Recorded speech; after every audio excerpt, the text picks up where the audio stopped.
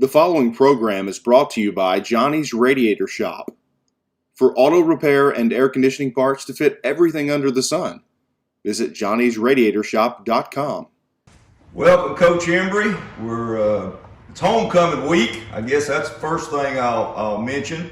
There'll be a lot of activities going on, but of course we have a football game to play. But let's go back and talk about Dumas just for a few minutes. Of course, we invoked the sportsmanship rule on them. It ended up being 35-0, and second half flew by pretty fast.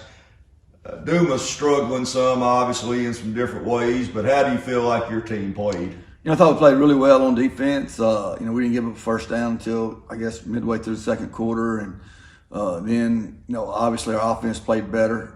We were able to execute passing game. And then we had some big plays that we haven't been getting. And, hopefully we can build off that and continue to get better. And, we're just so beat up right now. We got a lot of kids that, we set out last week with Lee and with Bryson, and Tayshawn's still out. We did get Dawson back, which was a good sign, and then we lost Trey during the game. So, it's just week 7, and we're dealing with a lot of stuff that injury wise and just beat up wise that we got to be able to overcome. Okay, well, it was nevertheless a good win.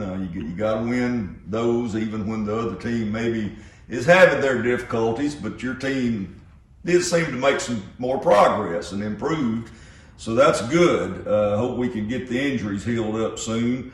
Let's talk about DeWitt, because they're coming to town. They're a pretty good football team. They've been looking pretty good this year. Yeah, they do stuff extremely well. I mean, they play extremely hard, and they're 4-1 in conference right now. They've still got a chance to win the conference championship, and that's what I've told our kids ever since Sunday. I mean, they're still right in the thick of things, and they do. They execute their offense. I think Eli Ashcraft, who's Coach Ashcraft's son that used to work here, is doing a remarkable job of leading that offense and making plays and with his arm and with his feet, and he can give you a little bit of trouble. And then defensively, that they play a little chaos. I mean, they're playing straight zero and kind of bringing pressure from different angles. But offense is more of us is a work in progress, like we've talked about, just making sure we're getting better each week. And I think we have the last few weeks, and we got to continue to do that. And then defensively, we're close. We're close to being really good, especially our front seven. And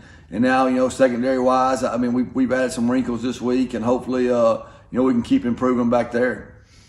Okay, well, offensively, what generally does DeWitt try to do? I mean, they're multiple. They're going to throw it. They're going to run it, but they're very balanced. Quarterback run game is big this year, which is a little bit different than what they've done in the past. But, Eli does a really good job of setting back here. I mean, he sprints out and throws it. He drops back and throws it, and they're doing some RPO stuff. And, it's really going to be a tough challenge for our defense. And then, like I said earlier, their offensive line is really big and physical. They got some guys back who didn't play against us last year that, they had the injury bug hit them, about midway through last year, and they lost a lot of kids, and they're all back right now.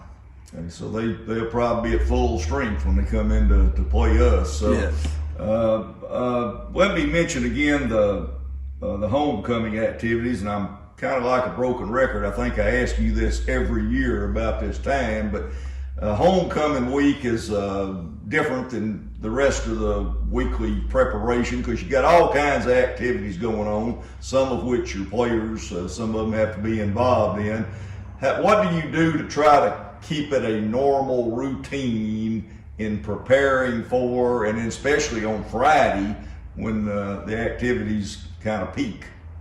Well, most of the seniors on Friday, they'll be done by 1:30, and it's normal routine, so that they don't go to the parade. So as soon as we get done with the coronation on Friday, it's like a normal game day for us. I mean, we get them at 1:30, and then we go to pregame meal at 2:50, and then walk through at 4:30, and then play a game at 7. So Fridays are pretty normal outside of the coronation, but they're at school to that time anyway. And during the week there's some activities going at night, but when they're after football practice, so we don't miss anything as far as the practice of getting ready for a game. And we've been very fortunate, since I've been here, to not let that be a distraction.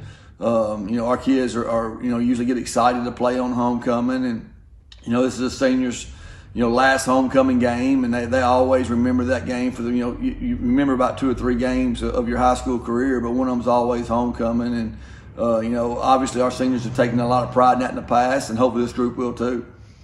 Okay, has the practice this week gone well, or you feel like you're still making progress? Well, I thought, Monday we had a really good day. It's just been so hot again. It's crazy, this weather. But, at times I think so. At times,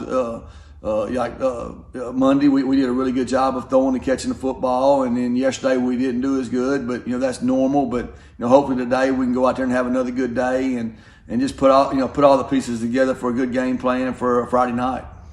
Well, I would expect a pretty big crowd for the game. Of course, we have good sport anyway, but with homecoming probably will add to that some. So I'm going to urge everybody, even if they don't have anybody in homecoming or whatever, to get out there and support these Lumberjacks, because we're still leading the conference and still in a good position to go into the playoffs in a strong position. Yeah, it's a huge game. If you can win Friday night, like I told our kids, it puts us really 2 games up on everybody in the conference, because of with our win over Star City earlier in the year. We're game up on them, and we'd have to lose 2 for them to have a shot. So the only one that really still got a shot is DeWitt.